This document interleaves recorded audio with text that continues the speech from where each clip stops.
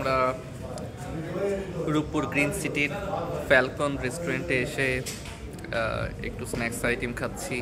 চা চক্র চলছে, পাশে সাজিত চা খাচ্ছে, আর আপু তো আছেই।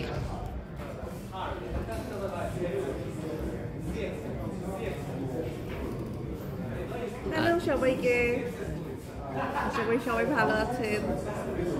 অনেকদিন পরে আমরা বেশ একসাথে ভালো সময় পার করছি, কারণ সব ভাই বোনেরা একসাথে হওয়াই যায় না। একজনের পরীক্ষা থাকে, আরেকজন ব্যস্ত থাকে, আরেকজন অসুস্থ থাকে, এইরকম হয়। তো এখন আমরা 4 ভাই বোনই আছি। আবিদও আসছে, আবিদের কি জানতে যে আমরা 4 ভাই বোনই আছি আজকে। আর এই যে অলরেডি চিকেন উইংস, চিকেন কি বলে এটাকে, chicken fry, fried chicken fry, fried chicken fry চলে আসছে, চাউমিন চলে আসছে। তো আর সাজিদ তো আছেই,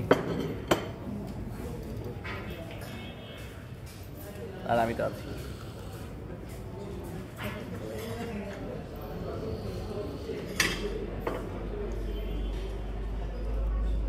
কেমন লাগছে? ভালো।